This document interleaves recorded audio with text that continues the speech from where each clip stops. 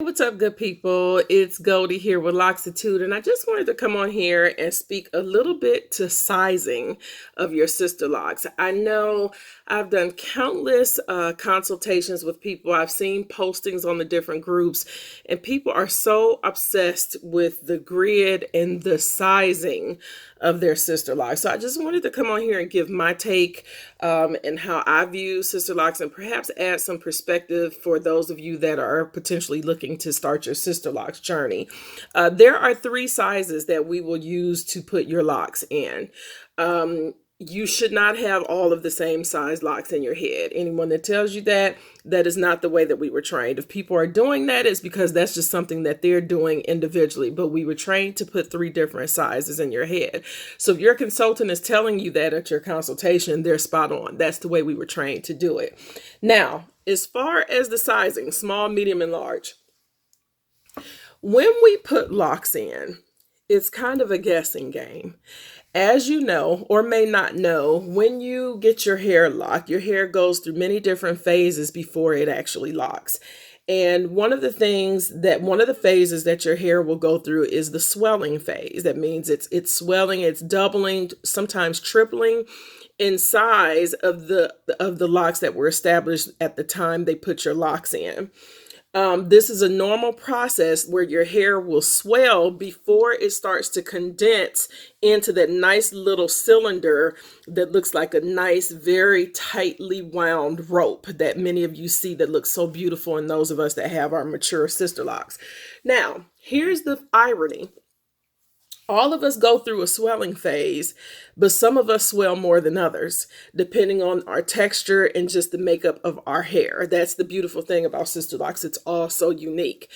For me, as an example, my locks aren't very big. A lot of people love the size of my locks when they meet me. Mine are small. They're itty bitty. My hair did not swell a lot. Okay, now here's the thing. As a consultant, we don't know how much your hair is going to swell. So all we can do is go through and size your hair based upon your texture and your density. We size your locks accordingly, and we pray that your hair will follow the typical routine that most locks will follow. In my case, my hair didn't do a whole lot of swelling. They're strong, they're healthy, but they're really tiny. Whereas I have some clients where their hair sized appropriately, but when you talk about swelling, their locks swelled out of this world. And then they started to condense, but they still didn't shrink and condense as much as we would have thought they would. So when you're getting your locks put in, the consultant has no way of looking into the future to know exactly how your hair is going to respond to the locking process. A lot goes into this. Your washing and maintenance routine, all of that can impact how your hair, behaves over time. Now, for me, I do not put itty bitty or micro size locks in people's hair. I do still size accordingly, according to the sister lock standards, but people come in and they want, oh, can I get the micro lock? No, I don't do micro size sister locks. And here's why. Because when you ultimately have mature locks and you have length goals, everyone has a length goal. Some people want bra straps. Some people want to be able to sit on their locks. Some people want to be able to stand on them. I don't care, whatever. Whatever is your length goal, keep that in mind. My goal as a consultant when I establish locks is to give you locks that have a solid, healthy foundation. So if you decide that you want to let your hair grow down to your butt or to your feet, one thing that I don't want you to have to worry about is whether or not your locks are breaking and snapping off. That's my goal for you.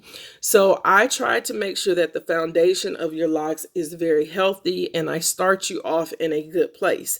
Now, if your locks are snapping and breaking off, there's many reasons why that could be happening. There's aging, there's diet, there's all kinds of metabolic issues that could be going on. Don't get me wrong. I'm not saying this is the end all be all.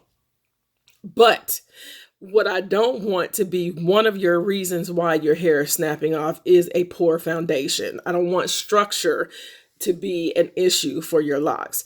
So for that reason, I provide you with a nice, healthy foundation. You're not getting ginormous locks. You are getting standard sized sister locks, but you are not getting micro sized sister locks.